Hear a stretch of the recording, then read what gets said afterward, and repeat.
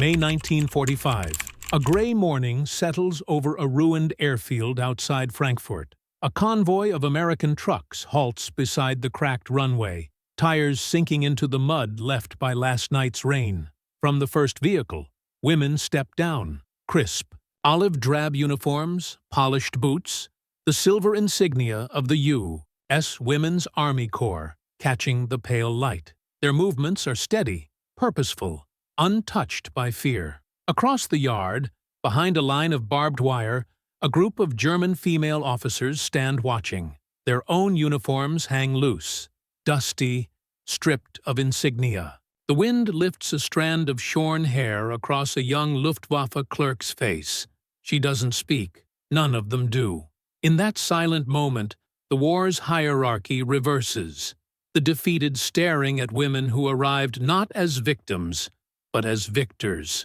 For nearly 6 years, Germany had projected an image of total control. Soldiers marching in perfect rhythm, banners unfurled, and women assigned their place beneath the shadow of the Reich. The Nazi ideal of womanhood was clear: obedient, devoted, and domestic.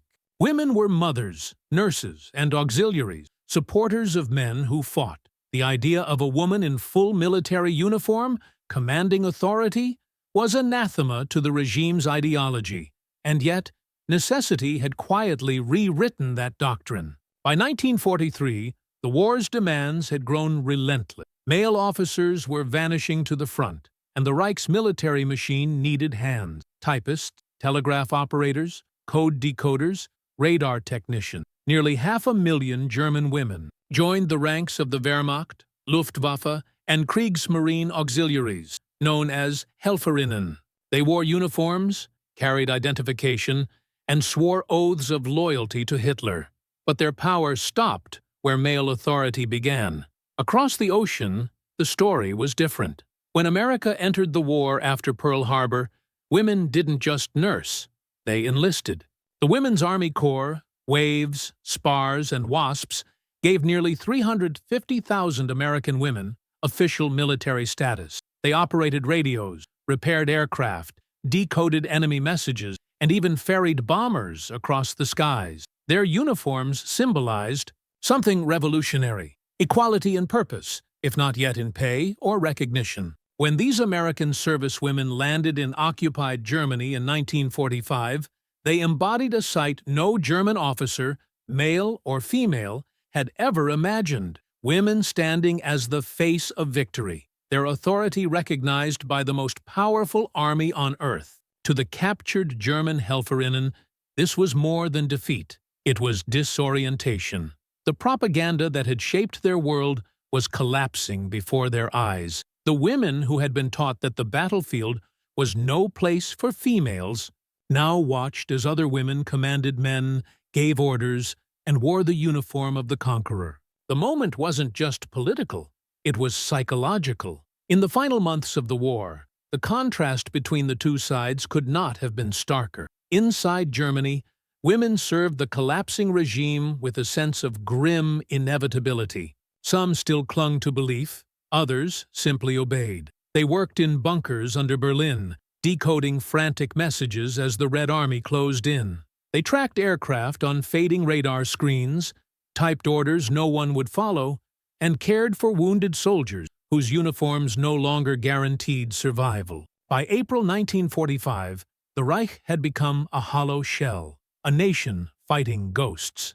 Food had vanished, communications had broken down, and the once proud Wehrmacht was disintegrating into fragments. When the Allied armies advanced, surrender was no longer a matter of choice. Even the women of the Helferinnen Corps were rounded up, processed, and interned. Meanwhile, the American occupation forces moved with disciplined efficiency. Among their ranks were thousands of women, officers, drivers, clerks, and nurses, who now filled the administrative posts of a conquered land. They carried notebooks, not rifles, pens, not pistols. Yet in the eyes of the defeated, their presence was as symbolic as any weapon.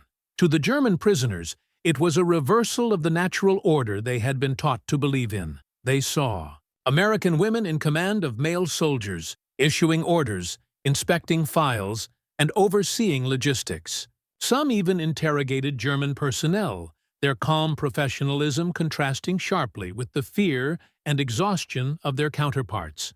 For German women who had been trained under Nazi discipline, the sight cut deep. These American uniforms carried no ideology of submission. They represented freedom of service, equality in contribution, and dignity in purpose, ideals that the Third Reich had crushed under its own arrogance.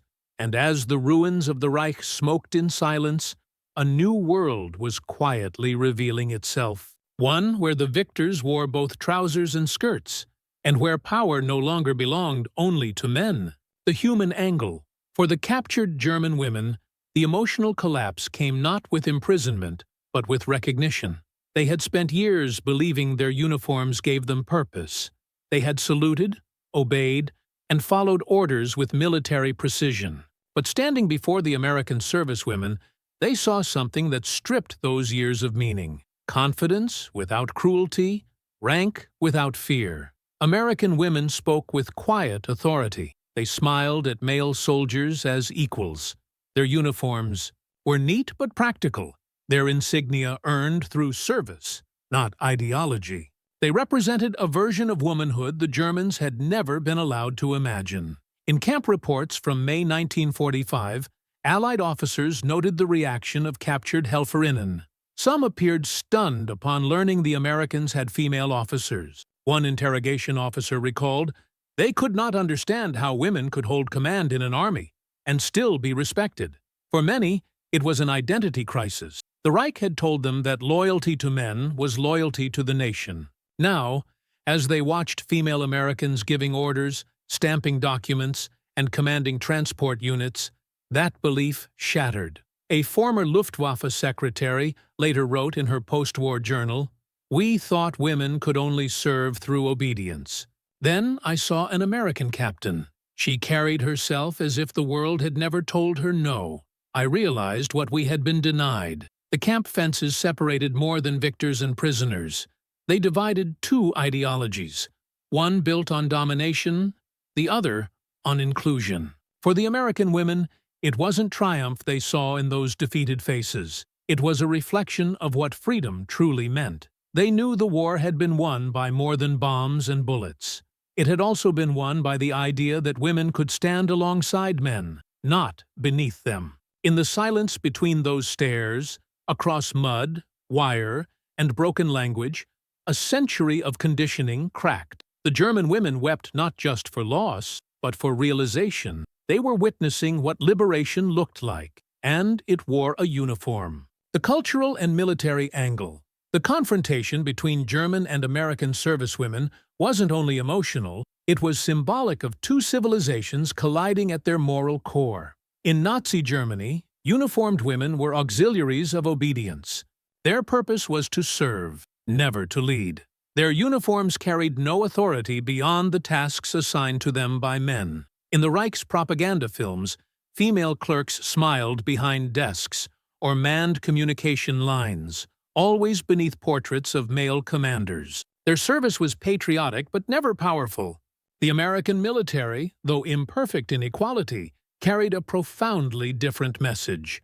From 1942 onward, the Women's Army Corps, WWAC, Navy's Waves, and the Women Air Force Service Pilots, WASPs, had broken barriers of gendered expectation. These women managed supply lines across Europe, repaired aircraft under fire, decoded messages that shortened battles, and trained men in navigation and communications. Their competence was not ornamental, it was operational. They earned ranks through performance, not proximity to power. And when the war ended, they arrived in Germany as officers, lieutenants and captains, holding the same legal authority as the men beside them. This contrast struck deep into the defeated psyche of the German female officers. To them, the American women represented a world turned upside down, one where intellect outweighed ideology, and uniforms symbolized freedom rather than submission. A German Red Cross nurse held at an American camp later said,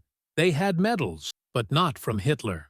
They had power, but they did not need to shout. It was the first time I felt envy, instead of pride. To the occupying forces, these moments were small, almost invisible, brief intersections amid the chaos of post-war reconstruction. But to the women living them, they were seismic. Every salute, every exchange of paperwork, every glance at an American captain issuing orders across a desk was a reminder that the war had not only destroyed cities, it had destroyed illusions. The uniforms of the victors carried the blueprint of the future. For the first time, the defeated could see that liberation was not an abstract idea. It stood before them, in polished boots and pressed khaki, rewriting the meaning of what it was to serve. Spring 1945. Germany's collapse had the air of slow suffocation, not sudden defeat. Town after town surrendered without a fight.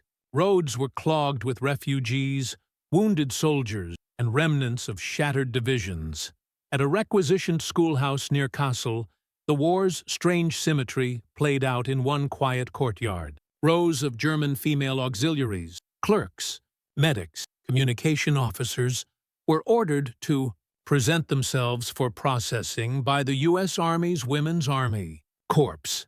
The sound of typewriters clattered through open windows as American Wept officers recorded names, ranks, and duties. The German women stood in line, stiff-backed, still clutching their insignia, even as Allied soldiers stripped them from their uniforms.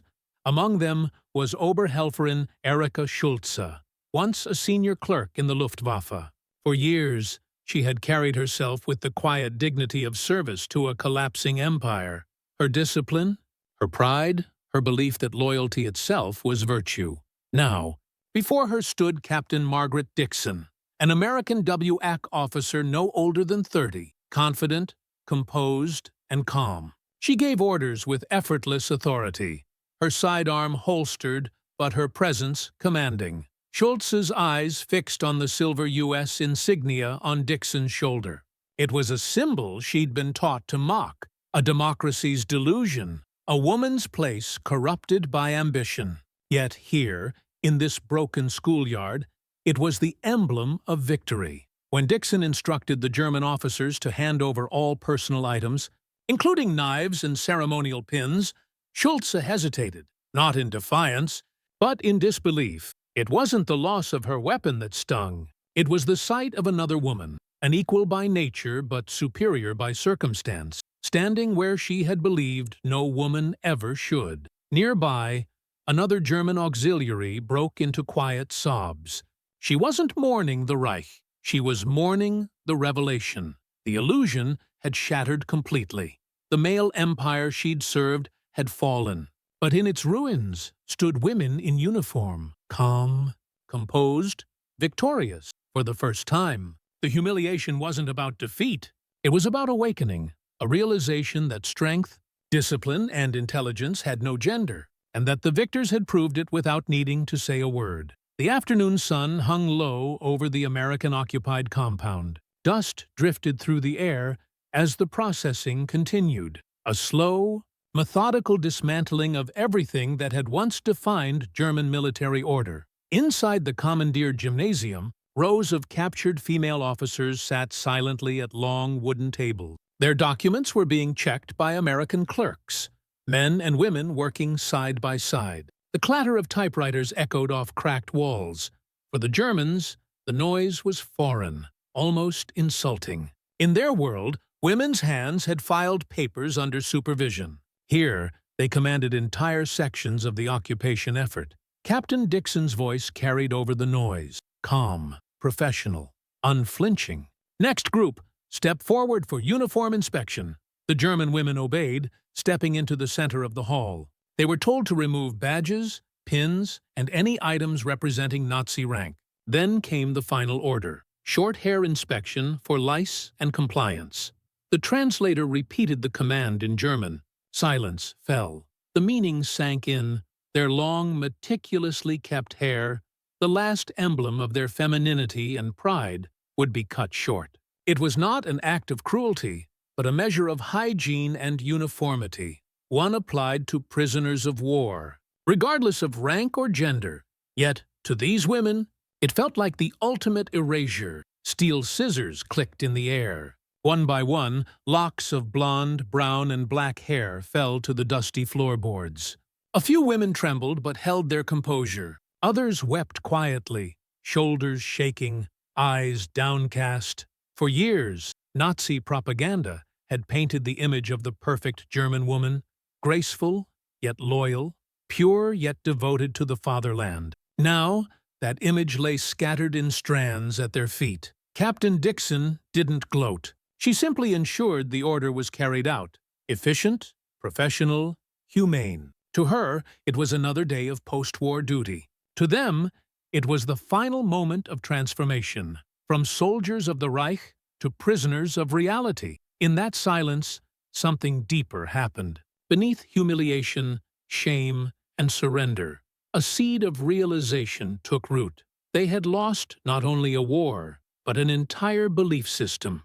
And the truth of that loss had just been cut into them, clean, irreversible, and unforgettable. In the weeks that followed, the camp settled into a strange rhythm, order imposed on the ruins of ideology. The German female officers were reassigned to clerical and maintenance duties under American supervision.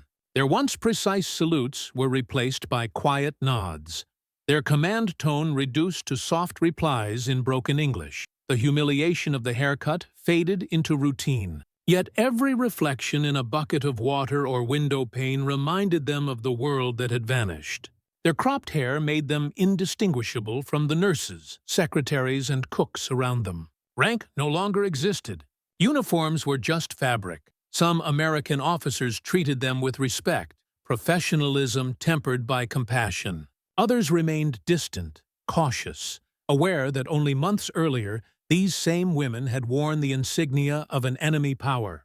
But among them, a few found unexpected common ground.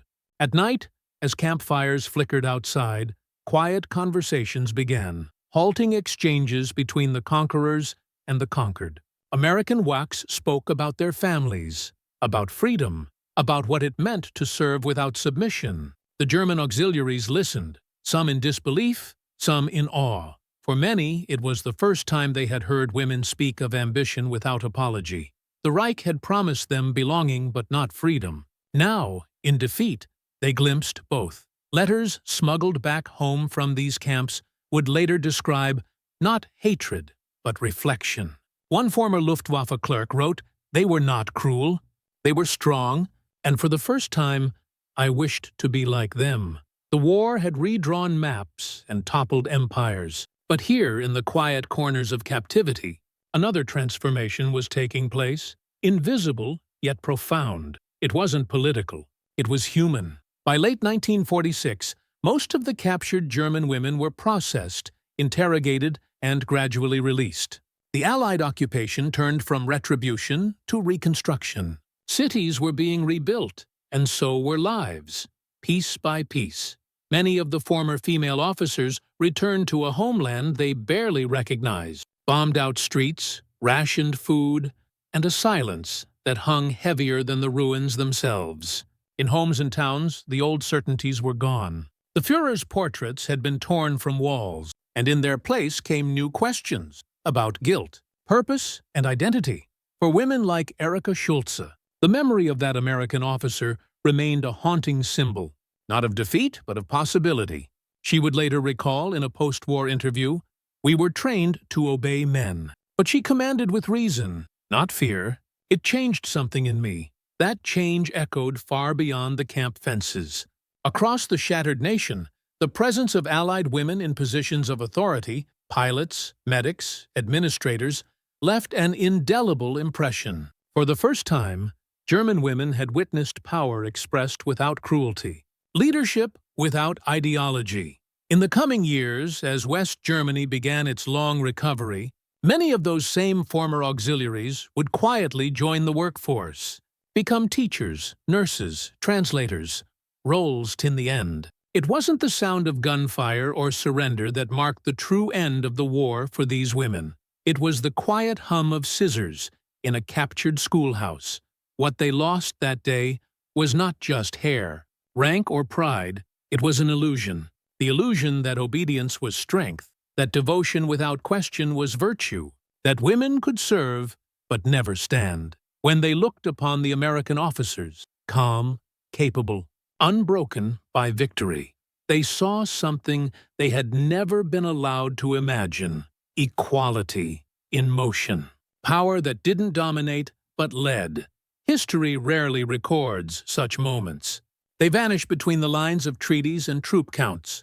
Yet for those who lived it, that silent transformation was more lasting than the fall of Berlin itself. The uniforms would fade, the camps would close, but that memory remained. The day the conquered saw not only their defeat, but their future. From humiliation came realization. From defeat, awakening.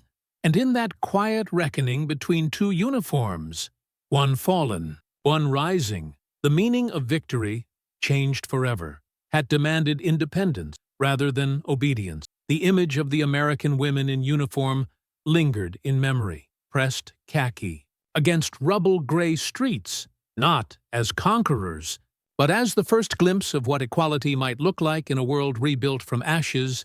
Defeat had humbled them. But humility, in time, became the soil where understanding grew.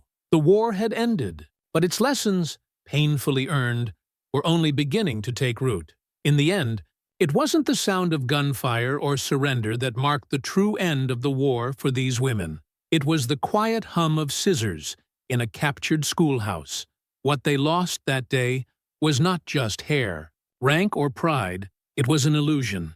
The illusion that obedience was strength, that devotion without question was virtue, that women could serve but never stand. When they looked upon the American officers, calm, capable, unbroken by victory, they saw something they had never been allowed to imagine: equality in motion. Power that didn't dominate but led. History rarely records such moments. They vanish between the lines of treaties and troop counts.